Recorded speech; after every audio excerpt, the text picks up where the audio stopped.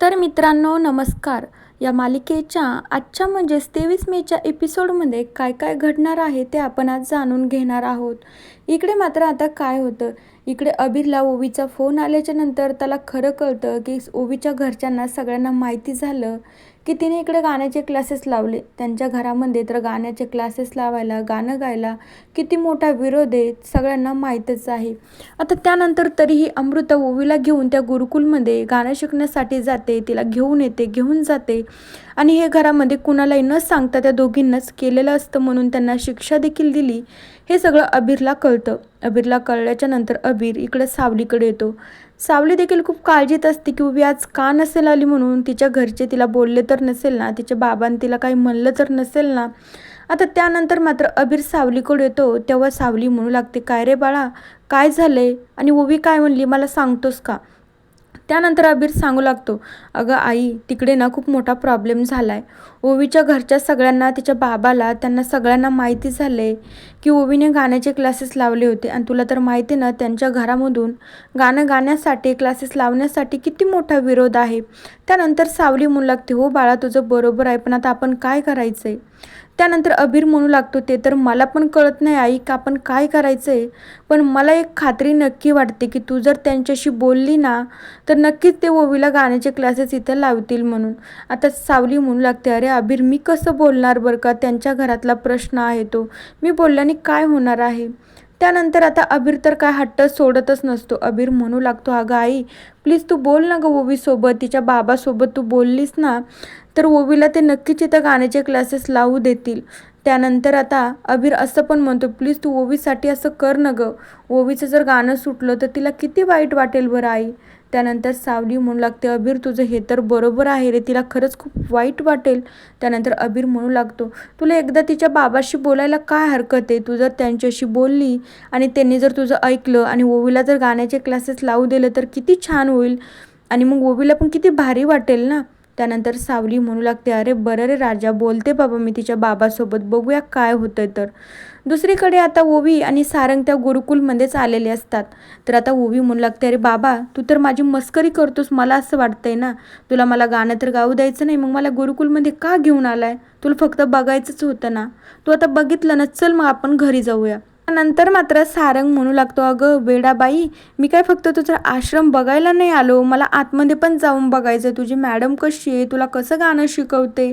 तरीही मात्र ओवी म्हणू लागते, बाबा तू माझी मस्करी करतोस ना, उगाच मला चिडवतोस ना तू. त्यानंतर सारंग म्हणू लागतो, चल मला तुझं ते गुरुकुल दाखव बरं का. त्यानंतर ओवी आणि सारंग आतमध्ये जातात तर तिथला परिसर बघून सारंगला खूप आनंद होतो. सारंग म्हणू लागतो, काय गं ओवी, तुझं गुरुकुल तर खूप छान आहे गं. त्यानंतर तेवढ्याच वेळात अबीर बाहेर येतो. अबीर म्हणू लागतो, बापरे, आणि तुम्ही इकडे कसं काय, सुपर हिरो ओवी, तुम्ही इकडे कशासाठी आलात, मला कळलं नाही बरं का, सांगताय का. त्यानंतर अबीर, सारंग, ओवी बोलत असतात. अबीरला सारंग आणि ओवीला बघून खूप आनंद होतो, तर ओवीला देखील अबीरला भेटून खूप आनंद होत असतो. आता यांचं बोलणं चालू असतं, त्यांना मात्र जगन्नाथ बघतो आणि जगन्नाथ जेव्हा यांना बघतो ना तेव्हा त्यांना खूप मोठा धक्का बसतो आणि मग सारंग अबीर ओवीचं बोलणं चालू असतं तर जगन्नाथ लपूनच ते ऐकत असतो. तर आता इकडे ओवी म्हणू लागते, अरे मला तर यायचंच नव्हतं बरं का, मी काही इथं गाण्याचे क्लास लावण्यासाठी नाही आले अबीर, मी फक्त माझ्या बाबाला ना हे गुरुकुल बघायचं होतं ना, त्यांना दाखवण्यासाठी मी इथं घेऊन आले आहे. आणि मग तर काय जगन्नाथजीच्या पायाखालची जमीनच सरकते. मग जगन्नाथला यावेळी मात्र 8 वर्षापूर्वी काय काय घडलं होतं ते सगळं आठवू लागतं. मग जगन्नाथच्या असं लक्षात येतं की ही ओवी मुलगी म्हणजे सारंगचीच आहे आणि आता जो अबीर सुपर हिरो म्हणून ज्याच्यासोबत बोलतोय ना तो त्याचाच बाप आहे, पण आता त्याला ते कुठं माहिती आहे. आणि मग जगन्नाथजीच्या समोर मात्र अनेक प्रश्न उभे राहतात, त्यांना काही काही आठवू लागतं आणि ते फक्त बघतच राहतात. दुसरीकडे आता सारंग म्हणू लागतो, अगं ओवी बाळा, मी काय फक्त तुझं गुरुकुल बघण्यासाठी नाही आलोय, मी ना आता तुला परमिशन दिली आहे, तू इथं येऊन ना दररोज गाणं शिकू शकतेस. तर आता सारंगचं असं बोलणं ऐकून मात्र ओवी आणि अबीरला तर खूप आनंद होत असतो.